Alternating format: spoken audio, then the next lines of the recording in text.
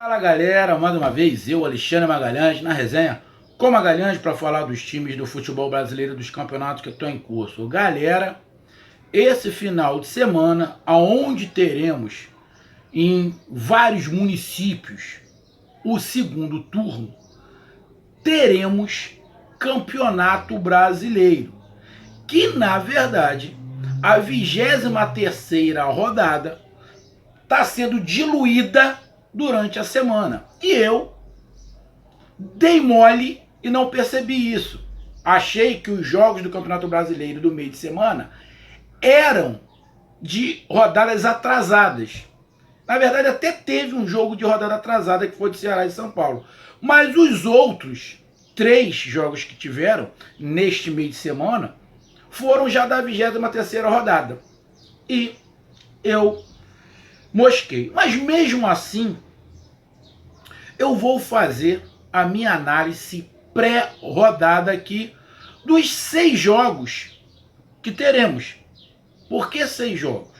Porque um jogo foi adiado. E depois eu vou falar de adiar esse jogo, lógico. Foi feito o correto. Foi feito o correto. Porém, já tivemos um caso muito parecido que o time brasileiro foi obrigado a jogar. Jogou sábado, terça, quinta e domingo. Todo mundo sabe que é o time que fez isso. Que a CBF obrigou a jogar porque senão ia punir. Estão lembrados? Ou seja, terça e quinta. 48 horas. Foi adiado esse jogo dessa 23ª rodada porque só ia ter 48 horas. Ué, então um time pode jogar e o outro não. Na verdade, ninguém deveria jogar. Mas parece que para a CBF é uma esculhambação. Essa é a grande verdade. Então, vamos lá fazer essa análise pré-rodada dos jogos que faltam. Que teremos jogos sábado e...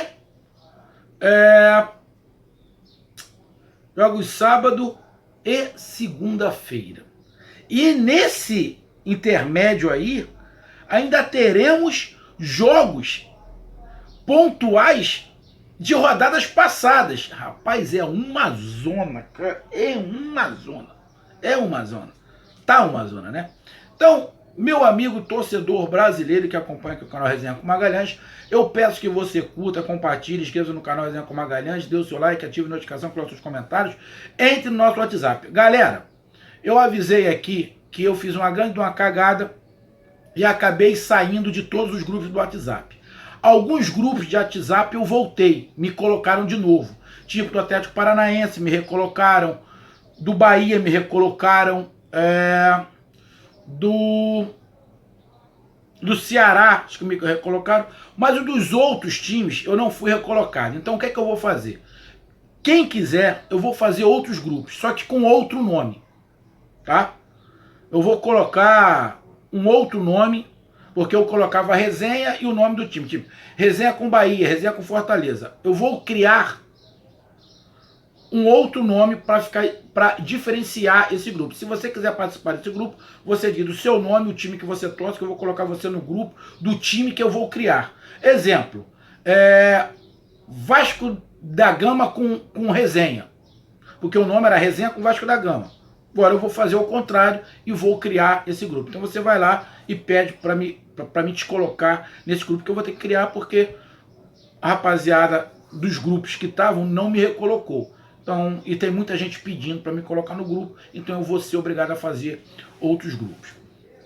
E se você quiser ajudar o canal a crescer, aqui embaixo de azul você pode se tornar membro do canal. Então depois da vinheta a gente faz essa análise pré-rodada, já com 3 jogos que já teve os resultados.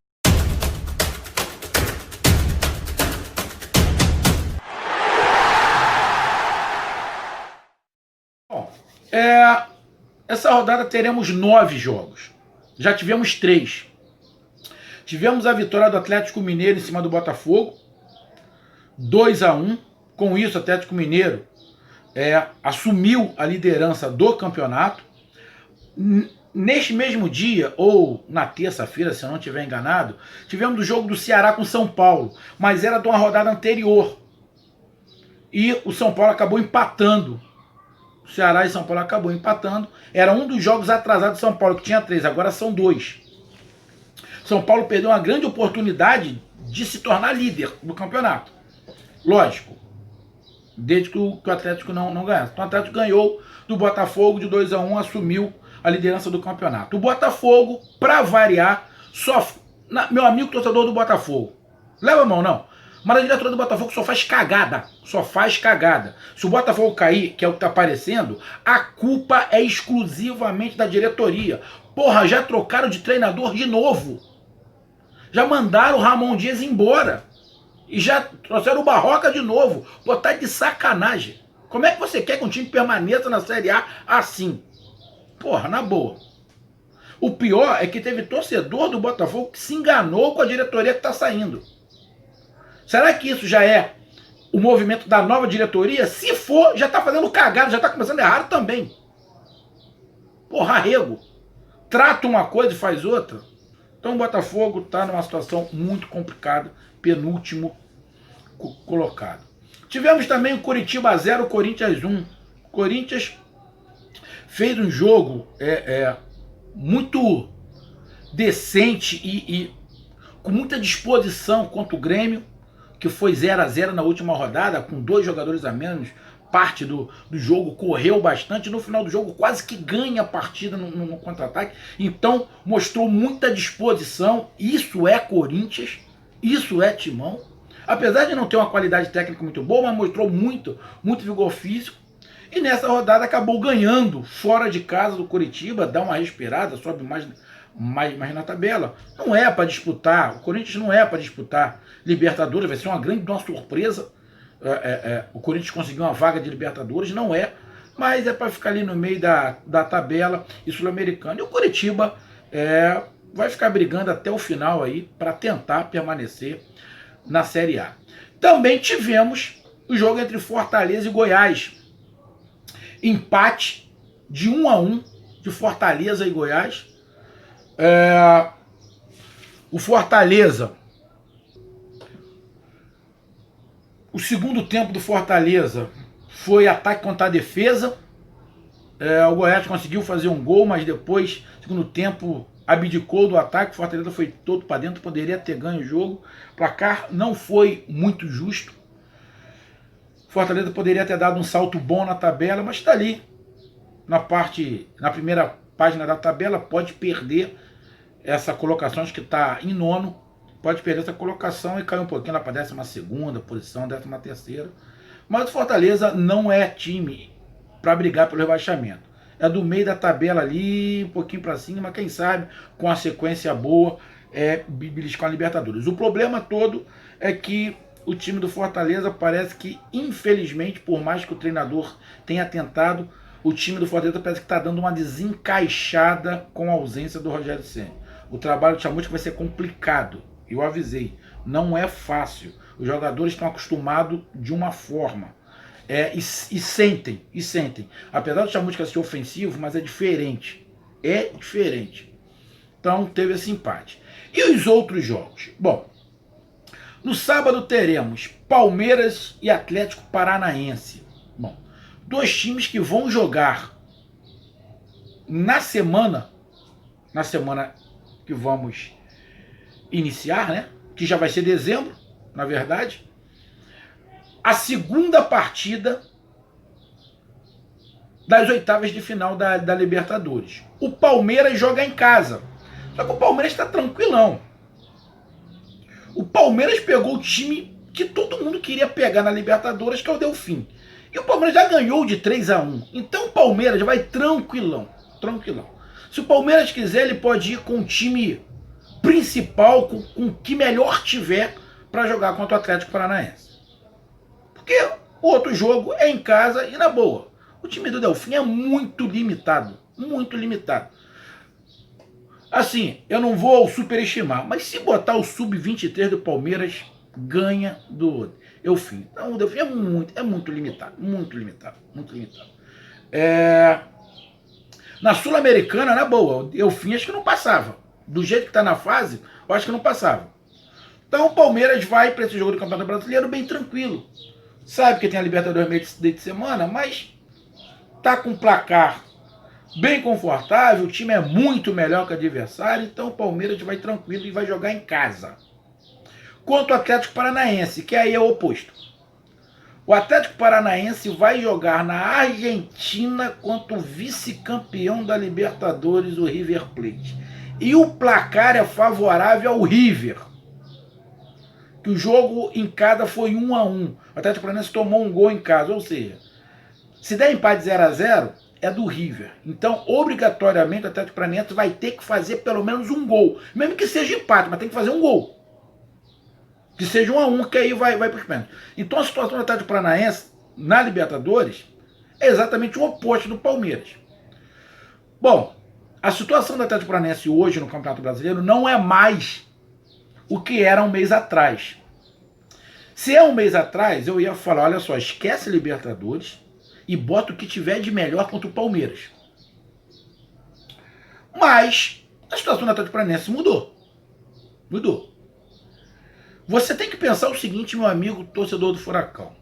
Será que se eu colocar o time base, o que eu tiver de melhor, contra o Palmeiras e contra o River Plate, é vantagem? Você tem que saber se é vantagem. Porque tu tem que botar no papel. Eu tenho condições de chegar lá e ganhar do Palmeiras? Tenho. Eu tenho condições de chegar lá, jogar contra o River e ganhar do River lá? Eu acho mais difícil, mas tem. Mas tem. Ah, empatar? Pode ser. Será que vale a pena eu botar o meu time principal contra o Palmeiras e perder algum jogador pro jogo contra o River? Então você tem que botar na balança. Eu vou dar minha opinião. Do jeito que o Atlético Paranaense está agora, eu pouparia alguns jogadores desse jogo contra o Palmeiras. Eu pouparia. Porque, cara, a gente já viu viradas incríveis. O Atlético Paranaense pode sim eliminar o River. Então eu poupava. No Brasileiro ainda falta uma porrada de rodada. E não tem garantia nenhuma. O Furacão não tem garantia nenhuma que vai botar o time principal e vai ganhar do Palmeiras. E o jogo contra o River é só esse jogo. Se ganhar, vai para outra fase. Agora, se não ganhar, acabou. Então joga as fichas. Já que tem chance de passar de fase, joga as fichas na Libertadores, porque o Atlético Paranaense é competitivo. Então eu poupava alguns jogadores contra o Palmeiras e ia com tudo na Libertadores. Essa é minha opinião.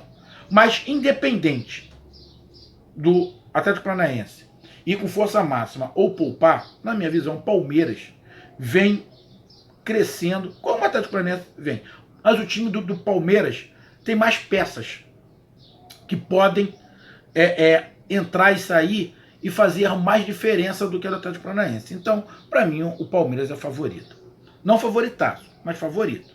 Mas o Atlético Paranaense hoje joga e compete contra qualquer um. Não é igual estava um mês atrás. Outro jogo é do Santos, que vem também numa parada indigesta. Para mim, a maior vitória da primeira rodada das oitavas de final da Libertadores foi a vitória do Santos fora de casa, em cima da LDU. Então vem empolgado, vai jogar a segunda em casa contra a LDU com uma vantagem, não pode dar mole, mas tem uma vantagem. E pelo Brasileiro, o Santos pega o Sport Recife. O Sport que já está lá embaixo de novo, teve uma ascensão legal, aí começou a cair, bom, agora já tá na realidade de tentar permanecer na Série A, e o Santos está lá em cima na tabela. A classificação da Libertadores para a próxima fase ainda não está garantida, mas está bem encaminhada. Então, se eu sou o treinador do Santos, eu poupava alguns jogadores, deixava no banco de reservas, colocava alguns jogadores que não jogaram lá contra a LDU, e dependendo do que tivesse acontecendo no jogo, se precisasse, eu colocaria os titulares. Mas eu dava uma poupada também. Se eu sou treinador do Santos, eu dava uma poupada, não desmerecendo o Sport Recife. Não tem nada a ver com o Sport Recife. É em relação a poupar por causa da Libertadores. Então, se eu sou o Santos, eu dou uma poupada. O Sport Recife vai tentar, em Santos, conseguir um resultado, pelo menos um empate. o Santos é favorito. Não tem como não dizer que o Santos não é favorito. O Santos é favorito perante o Sport. O Sport, juntamente ali com Curitiba, Goiás, Botafogo, vai lutar. Vasco da Gama, Botafogo, como eu falei, né? Vasco da Gama também vai lutar ali para tentar permanecer na Série A. A briga tá boa ali. Quer dizer, a briga tá boa não, a briga tá horrorosa, né? Na verdade, a briga tá horrorosa na parte de baixo, que ninguém quer ficar na parte de baixo do campeonato. Mas o Sport vai tentar. Vai lá como franco atirador, mas o Santos é o favorito. Temos também no sábado Bahia e São Paulo. Rapaz, confronto de tricolores. O São Paulo não jogou. Quer dizer, jogou nessa semana contra o Ceará. Detalhe. Desde a Copa do Brasil, já se foram 2 jogos. E o São Paulo não ganhou. Não ganhou. Muitos torcedores de São Paulo falaram que era mimimi meu. Não foi mimimi. O jogo do São Paulo encaixa com uma certa facilidade no time do Flamengo. Então, toda vez que jogar agora, a não ser que o time do Flamengo melhore o sistema defensivo. Se não, o São Paulo vai ganhar sempre do Flamengo. Aí eu falei, pô, é molezinha. E é. Porque o que o Diniz propõe se encaixa perfeitamente com o estilo de jogo do Flamengo. Então o São Paulo vai sempre levar vantagem. Além de dar um pouquinho de sorte, que o Flamengo perde um montão de gols e o goleiro pega pra cacete. Só que eu disse, o São Paulo quando jogar contra outros times vai ter uma dificuldade muito grande. Não vai pegar a molezinha que pegou, que foi o Flamengo. Não estou falando que o Flamengo é ruim. Muito pelo contrário, não sou maluco. Mas eu disse isso. E vem de 2 jogos sem vitória. Empatou os 2. Empatou contra o Vasco, jogando em casa, que eu até achei alguns jogadores com sapato alto, falando algumas coisas, tipo dando uma menosprezada no Vasco, não admitindo, até alguns torcedores não admitindo o empate contra o Vasco, e agora empatou com o Ceará. E eu vi também alguns jogadores muito irritadinhos, não conseguindo entender como é que ganhava do Flamengo e empatava com o Vasco e o Ceará. Olha, soberba. Pode cair. Cair do cavalo. Não é cair na tabela, é cair do cavalo. Então vai para esse jogo contra o Bahia. E vai pegar um esquema que de novo não favorece o São Paulo. A situação é que o Bahia tem um jogo decisivo pela Sul-Americana. Onde não tem nada garantido. O Bahia fez o primeiro jogo pela Sul-Americana em casa, ganhou de 1-0 contra o Santa Fé e joga lá. E o jogo vai ser difícil, porque o time do Santa Fé é enjoado. E o São Paulo, todo mundo sabe, saiu da Libertadores, caiu na Sul-Americana, foi eliminado na Sul-Americana. Então sabe. Então, será que o Bahia vai com o que tiver de melhor para fazer pontos no Campeonato Brasileiro? Ou vai poupar alguns? Será que os jogadores que ele poupar vai tentar manter o time? Na última rodada do Campeonato Brasileiro, o Bahia tomou um saco. Então, se eu sou o Bahia, na boa, eu não poupava ninguém. Eu ia com o que tivesse de melhor para tentar fazer um bom jogo e tentar ganhar a partida, porque dá. Porque o São Paulo, contra qualquer outro time, vai ter muita dificuldade. E o São Paulo, amigo torcedor do Bahia e do São Paulo, tá ficando um time, eu sei que eu vou receber críticas, mas tá ficando um time de carta marcada. O que eu tô falando? Carta marcada de jogada. O time do São Paulo não tem tantas jogadas. Tá todo mundo já marcando o que o São Paulo faz. Todo mundo, eu não preciso falar aqui. Tá todo mundo marcando o que o São Paulo faz.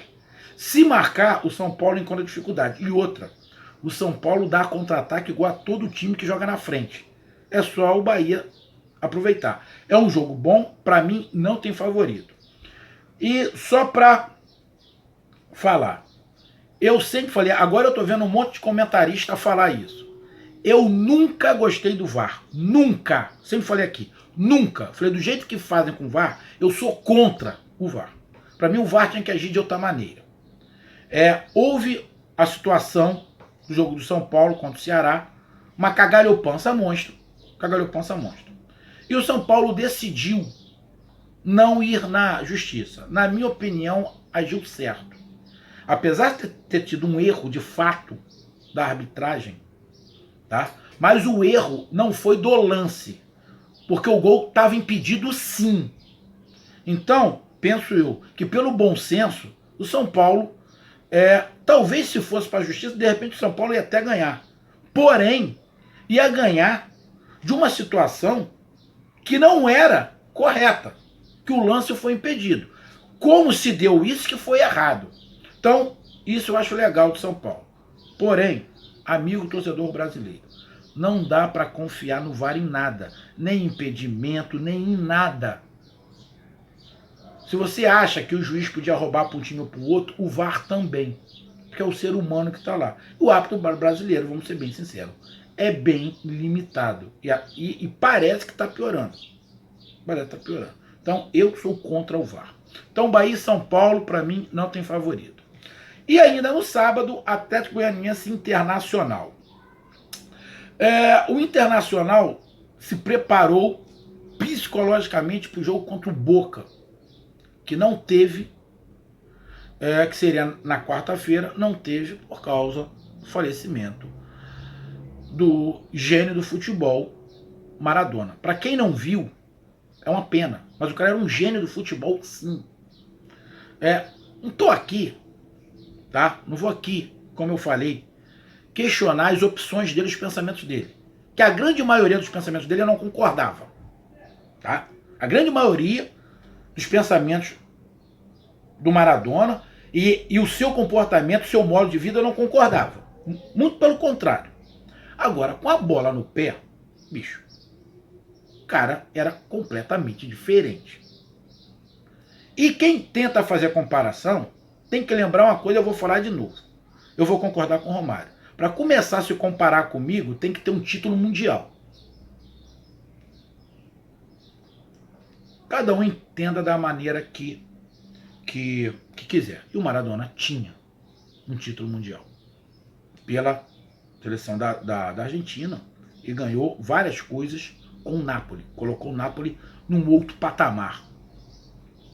Então não teve esse jogo. Então o Inter se preparou para esse jogo contra o Boca em casa, que vai ser nessa semana agora.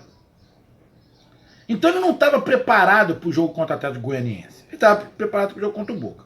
Então eu acredito que apesar da torcida do Inter querer muito o título brasileiro, mas eu acredito que o Internacional vai continuar focado no jogo contra o Boca, que é muito complicado. Vai ser em casa, muito complicado. Aí outro jogo é lá na Argentina, então tem que fazer o resultado aqui. É muito complicado. Mas eu acredito que o Internacional vai poupar alguns jogadores. O Abel vai poupar alguns jogadores para esse jogo contra o Atlético Goianiense. E mesmo assim tem condições de ganhar. O Internacional tem condições de ganhar. O Atlético Goianiense é aquele time que também está brigando lá na parte de baixo da tabela para tentar permanecer ali. Eu não sei nem qual é a classificação do Atlético Goianiense. Não tá parando. Eu não sei, eu vou dar uma olhadinha aqui rápido, deixa eu ver aqui, sair de lado. Não tá indo. Ih, congelou agora. Agora que me ferrou de vez que congelou essa bosta. Então, tem o jogo do Atlético Goianiense.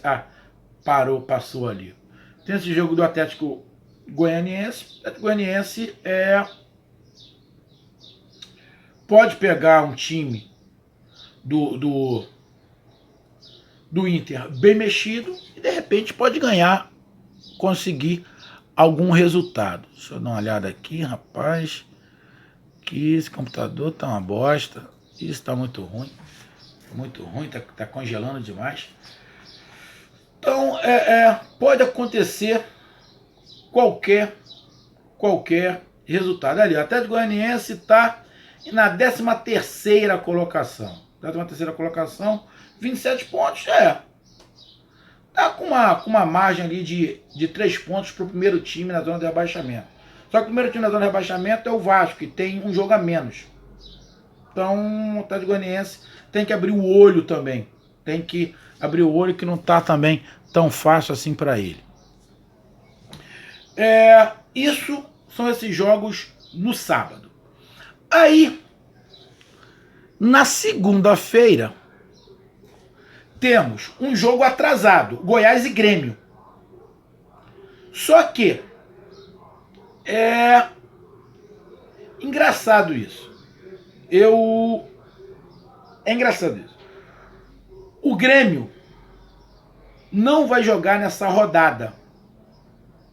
Não vai jogar nessa rodada contra o Flamengo. Por quê? Porque o Grêmio jogou na quinta-feira pela Libertadores e o jogo contra o Flamengo seria no sábado. Por que no sábado? Porque o Flamengo joga na terça na Libertadores.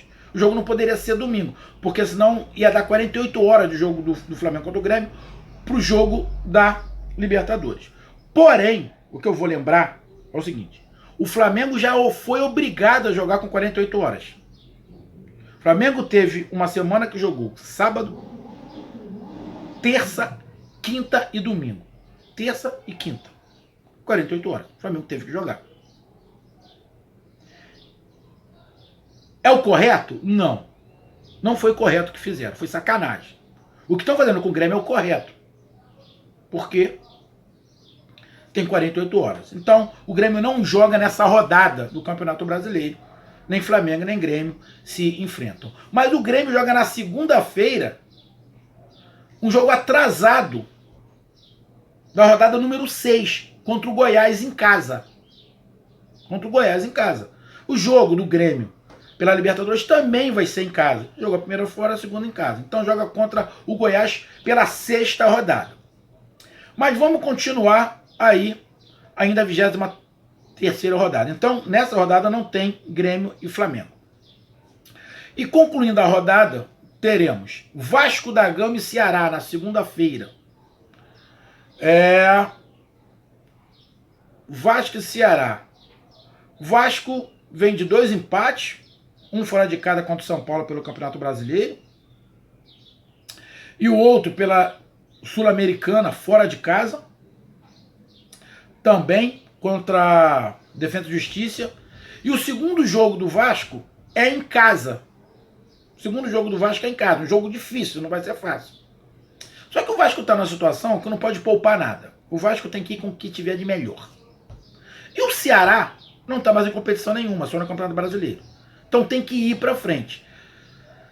O Ceará teve um jogo atrasado contra o São Paulo, aí nessa semana, e acabou empatando. O Ceará tem que dar uma melhorada.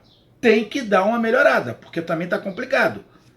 Esse Vasco e Ceará, o torcedor do Ceará não queria isso, mas é um confronto direto.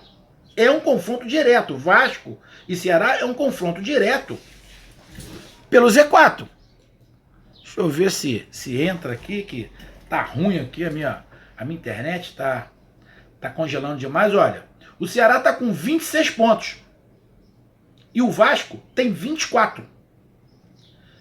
Se o Vasco ganhar, troca de posição com o Ceará. E o Vasco tem um jogo a menos que o Ceará. Então, a posição do Ceará é delicada. Hoje, o Ceará briga para não cair. Essa é a verdade. Essa é a verdade. Então, o Vasco e o Ceará tem que ir com o que tiver de melhor. Não tem favorito Vasco da Gama e Ceará. Não tem favorito. E o jogo que fecha a rodada é Fluminense e Bragantino. Dois times. O Bragantino já deu uma melhorada substancial do que vinha jogando. O Fluminense está lá na parte de cima da tabela. É uma oscilação, mas é uma oscilação em cima, não é embaixo. Se é embaixo é perigoso, mas é uma oscilação em cima. Se é em cima, ele está ganhando mais do que perdendo. Teve um resultado esplendoroso na última rodada, que foi a vitória em cima do Internacional, se não estiver enganado. E está ali brigando pelo G6 por uma vaga na Libertadores. E o Bragantino vem tentando permanecer. E de novo travou, rapaz, que computador, que internet ruim do cocô, rapaz. E o Bragantino tenta recuperar os pontos que não fez no primeiro turno, tenta recuperar agora. E vem começando a ter uma sequência melhor. O Bragantino, deixa eu dar uma olhada aqui na classificação do Bragantino, se esse meu computador conseguir abrir, né? Porque isto aqui é quase que um parto. Olha lá, o Bragantino está com 26 pontos. Tá igual o Ceará. Tá igual o Ceará.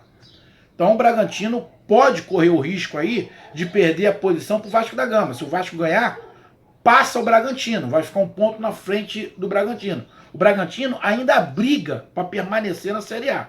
Mas já deu uma melhorada, porque ele passou o primeiro turno inteiro na zona de rebaixamento. E agora já está fora. Mas Fluminense e Bragantino, mano de campo do Fluminense, o Fluminense é favorito para essa partida. Então, meus amigos, essa foi a minha análise dessa rodada. Muito esquisita e muito esticada, começando na quarta e terminando na segunda-feira. Um grande abraço, até mais, valeu, fui!